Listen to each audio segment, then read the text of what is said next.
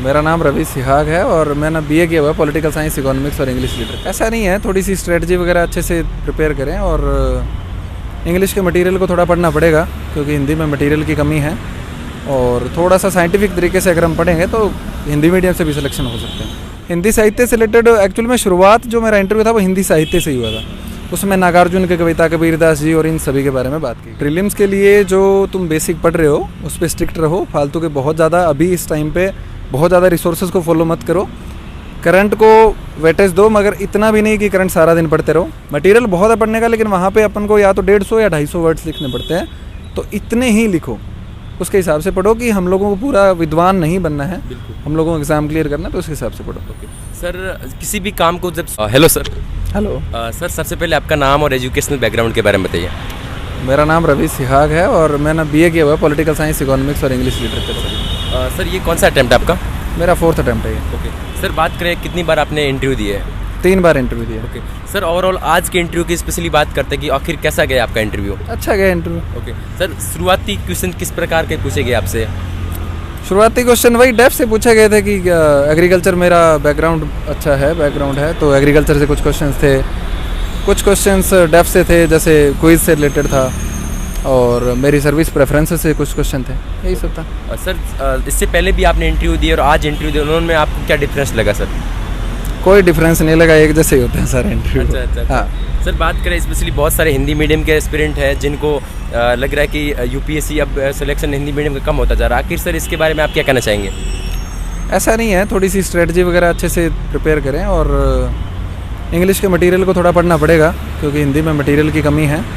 और थोड़ा सा साइंटिफिक तरीके से अगर हम पढ़ेंगे तो हिंदी मीडियम से भी सिलेक्शन हो सकते हैं। सर, अभी आप सर्विस में भी है, सर्विस में होने के बाद में भी इस बार आप इंटरव्यू देने जा रहे हैं, तो सर आप किस टाइम मैनेजमेंट किस प्रकार कर रहे हैं? टाइम मैनेजमेंट करना पड़ता था, सुबह जल्दी उठना पड़ता था, रात को लेट तक सोना पड़ता था, थोड़ा नींद से कॉम्प्रोमाइज़ करना पड़ता था, ये सभी चीज़ें। ओके, तो सर बात करें आपके ऑप्शनल सब्जेक्ट क्या है सर? हिंदी साहित्य। ओके, हिंदी साहित्य से रिलेटेड आपको क्या क्या क्वेश्चन पूछे गए? हिंदी साहित्य से रिलेटेड एक्चुअली में शुरुआत जो मेरा इंटरव्यू था वो हिंदी साहित्य से ही हुआ था। उसमें नागार्जुन की कविता, कबीरदास जी और इन सभी के बारे में बात की गई थी। ओके सर, ओवरऑल इंटरव्यू की अगर बात करें, आपने कितने प्रतिशत सही से आंसर दिया है? कुछ क्वेश्चन में जैसे 4-5 में सॉरी बोला था, उसके अलावा सारे आंसर ठीक दिए। तो सर, नर्वस टाइम जब फर्स्ट टाइम गए थे, नर्वस टाइम फील हुआ था थोड़ा बहुत, ऐसा कुछ हुआ था या फिर? नर्वस हर साल ही फील होता है, 10 बार इंटरव्यू दे दो। अच्छा। सर, बहुत सारे एस्पिरेंट इस बार प्रीलिम्स देने जा रहे हैं, उनको आप क्या कहना चाहेंगे सर? प्रीलिम्स के लिए जो तुम बेसिक पढ़ रहे हो उस पर स्ट्रिक्ट रहो, फालतू के बहुत ज़्यादा अभी इस टाइम पे बहुत ज़्यादा रिसोर्सेज को फॉलो मत करो। करंट को वेटेज दो, मगर इतना भी नहीं कि करंट सारा दिन पढ़ते रहो। जो बेसिक है उसको पढ़ते रहो, टेस्ट सीरीज़ लगाओ, कुछ अच्छे टेस्ट दो और प्रीवियस ईयर क्वेश्चन सॉल्व करो। ओके सर, कि जैसा कि अभी हिंदी मीडियम के आंसर राइटिंग प्रैक्टिस में बहुत सारे स्टूडेंट्स को दिक्कत आ रही है क्योंकि लंबे लंबे लेख लिखने पर उसमें बहुत सारे मटेरियल्स को चार्ट के लिखना पड़ता है, तो उसमें सर आपने किस प्रकार लिखा और कैसे मैनेज किया ये सब? देखो, पॉइंट टू पॉइंट लिखना वो सबसे बेस्ट है कि अगर आप इंट्रोडक्शन कर रहे हो तो उसको ऐसे नहीं है कि आप आधे पेज से ज़्यादा कर दो। बिल्कुल, छोटा इंट्रोडक्शन लिखो, पॉइंट टू पॉइंट उसमें जितना भी पूछा है वो लिखो और एक अच्छा सा कंक्लूजन दो। मटेरियल बहुत है पढ़ने का, लेकिन वहाँ पे अपन को या तो 150 या 250 वर्ड्स लिखने पड़ते हैं, तो इतने ही लिखो, उसके हिसाब से पढ़ो कि हम लोगों को पूरा विद्वान नहीं बनना है, हम लोगों को एग्ज़ाम क्लियर करना है, तो उस हिसाब से पढ़ो। ओके सर, किसी भी काम को जब शुरुआत करते हैं बहुत दिक्कत होती है, चाहे यूपीएससी की परीक्षा हो या किसी भी एग्जाम की। जब एस्पिरेंट यूपीएससी की परीक्षा को लेकर चिंतित होता है तो उसके बारे में सर शुरुआत में होते मटेरियल्स कहाँ से खंगाले, कैसे करें, क्या करें, इसके बारे में सर क्या कहोगे आप? मटेरियल NCERT को शुरुआत करो, उसके अलावा कोई भी एक जो ऑथेंटिक मटेरियल मार्केट में अवेलेबल है उसको पढ़ो और उसी पे स्ट्रिक्ट रहो। ऐसा नहीं है कि बार बार मतलब 2 नावों में सवार नहीं होना है। करंट पढ़ रहे हो तो एक मैगजीन पढ़ लो, कोई भी पढ़ लो। ओके सर, जैसे कि आपने NCERT बताया, बहुत सारे टॉपर्स बताते हैं कि सारी NCERT पढ़नी चाहिए, कोई बड़े सेलेक्टिव NCERT बने, तो सर आपने कौन कौन सी NCERT पढ़ी?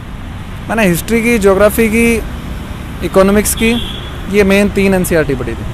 ओके तो सर स्पेशली अब एस्पिरेंट्स जो हिंदी मीडियम के देख रहे हैं, उनको किन किन गलतियों से इस यूपीएससी की जर्नी से बचना चाहिए?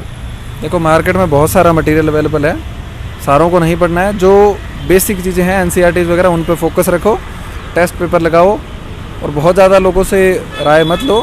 मैं भी बता रहा हूँ तो इसको भी ब्लाइंडली फॉलो मत करो, अपना दिमाग यूज़ करो कि क्या यूपीएससी पूछ रही है, किस तरीके से उसमें क्वेश्चंस आ रहे हैं, उसके हिसाब से प्रिपरेशन करो। ओके सर इसमें कोचिंग कितना मायने रखती है?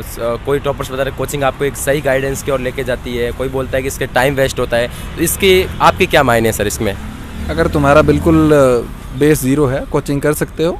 अगर सेल्फ करनी है तो सेल्फ भी कर सकते हो, दोनों अच्छे हैं। ओके, तो सर आपने की होगी सर कोचिंग, तो इसमें आपसे कोचिंग के कितना बेनिफिट हुआ करने से? देखो, मेरा ऑप्शनल था हिंदी साहित्य, उसकी कोचिंग की थी और उसका अच्छा बेनिफिट मुझे मिला।